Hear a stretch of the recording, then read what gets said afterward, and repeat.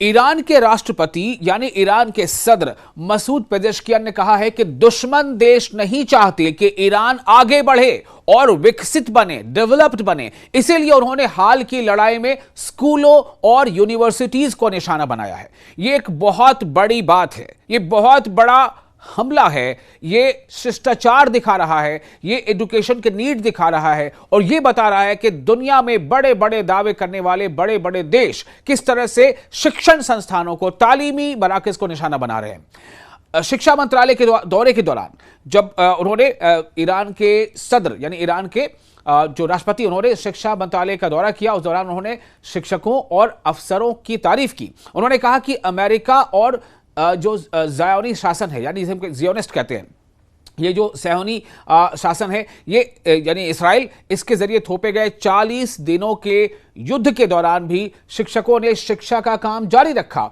और लोगों की खिदमत की। ईरान के सदर ने कहा कि तालीम किसी भी देश के स्थायी विकास की बुनियाद होती है। अगर तालीमी निजाम यानी शिक्षा प्रणाली पर सही ध्यान नहीं दिया जाएगा तो देश में होने वाला कोई भी बदलाव टिकाऊ नहीं होगा। उन्होंने यह भी कहा कि ईरान के दुश्मनों को देश की तरक्की और हर क्षेत्र में हो रही प्रगति यानी विकास से समस्या है। वे नहीं चाहते कि ईरान एक मजबूत और डेवलप्ड कंट्री बने। इसी वजह से वो ज्ञान यानी नॉलेज सेंटर, तालीम, स्कूलों और यूनिवर्सिटियों को निशाना बनाते हैं। आपको याद होगा कि जो अभी 28 फरवरी को अमेरिका और इस्राइल ने बिना उकसावे के हमले शुरू कर दिए थे ईरान पर, इन हमलों में लगातार जो हमले 40 दिनों तक चले हैं, यानी 40 दिनों तक लगभग ये जंग होती रही और ईरान भी जवाबी हमले करता रहा। तो अमेरिका और इस्राइल ने जो हमले ईरान पर किए हैं उसमें बड़े पैमाने पर स्कूलों को निशाना बनाया गया, यूनिवर्सिटीज को निशाना बनाया गया, रिसर्च सेंटर्स को निशाना बनाया गया। तो ईरान के जो सदर हैं मसूद पेजेश्कियान, उन्होंने जोर देकर कहा है कि ईरान की जनता नॉलेज यानी ज्ञान और अपनी क्षमता, अपनी सलाहियत के दम पर आगे बढ़ती रहेगी। उन्होंने यह भी भरोसा दिलाया कि उनकी सरकार पूरी ईमानदारी से लोगों की खिदमत करती रहेगी। अमेरिका इस्राइल हमलों में ईरान के कई तालीमी संस्थान, कई एजुकेशनल सेंटर्स, एकेडमिक सेंटर्स जिनमें स्कूल, यूनिवर्सिटी और रिसर्च सेंटर शामिल हैं, उन पर असर पड़ा है, वो डैमेज हुए हैं, वो तबाह हुए हैं। आपको बता दें कि इनकी तादाद कितनी है। जो रिपोर्ट्स अभी आ रही है उसके मुताबिक करीब 942 स्कूल ऐसे हैं जो अमेरिकी इस्राएली हमले में तबाह हुए हैं, वो क्षतिग्रस्त हुए हैं। कितने स्कूल? 942 स्कूल।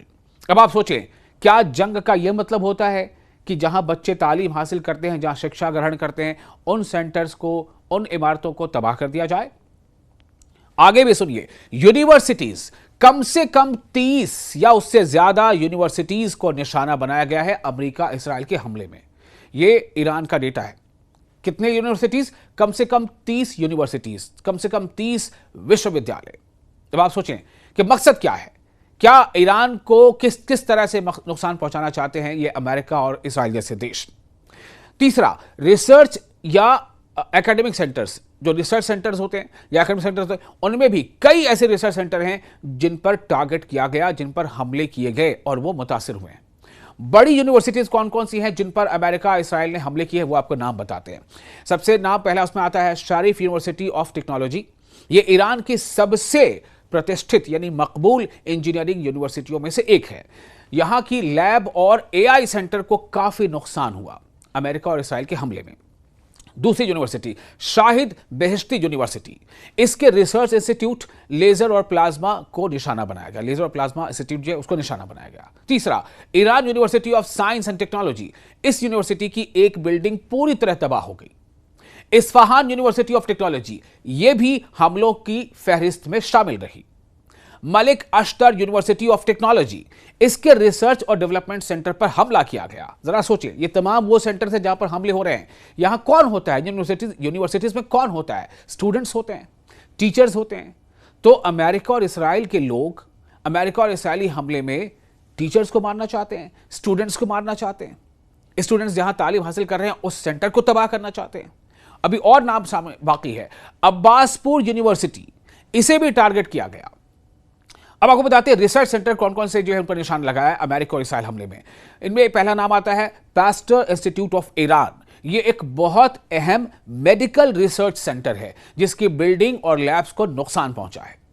अगला, ईरानियन स्पेस रिसर्च इंस्टीट्यूट, यह भी हमलों का निशाना बनाया गया। स्कूलों की बात करते हैं। शजर तैयबा गर्ल्स स्कूल यह सबसे गंभीर हमलों में से एक था, जहां बड़ी तादाद में स्टूडेंट्स की मौत हुई थी। वो भी स्टूडेंट्स कितनी उम्र की? 5, 7, 8, 10, 12 साल की बच्चियां। मिनाब, तेहरान और परंद जैसे शहरों के कई अन्य स्कूल भी मिसाइल हमलों में तबाह हुए। जो मिनाब शहर में स्कूल में जो हमले हुए थे, और इसके अलावा जो शजरे तैयबा गर्ल्स स्कूल पर जो हमले हुए थे, वो हमले पहले ही हमलों में शामिल थे, जब 28 फरवरी को अचानक अमेरिका और इसराइल ने ईरान पर बिना उकसावे के हमला कर दिया था, जिसके नतीजे में आयतुल्ला खामनई और उनके कई रफका, यानी उनके पॉलिटिकल जो लीडर्स थे, कुछ और मिलिट्री लीडर्स थे, उनकी भी उसमें मौत हो गई थी, शहादत हो गई थी। और उसी रोज़ के हमले में इस स्कूल पर हमला किया गया था, मिनाब के शजर तैयबा गर्ल्स स्कूल पर और उसके आसपास के स्कूलों पर, जिनमें 170 स्कूली छोटी छोटी बच्चियां और उनकी टीचर्स, उनकी जानें चली गई। वो सब के सब एक हमले में ही उनकी जानें चली गई। पूरी दुनिया में इसको लेकर के काफी सवाल उठे। और हमले भी किस तरह से हुए थे? पहले एक मिसाइल गिरा, अमेरिकी मिसाइल था, ये सबूत, ये वाजे हो गया। उसके बाद फौरन लोग वहां स्कूल में पहुंचे रेस्क्यू ऑपरेशन के लिए, लेकिन उस मिसाइल हमले के ठीक 40 मिनट के बाद दूसरा मिसाइल भी गिरा। अब आप सोचें क्या मकसद रहा होगा।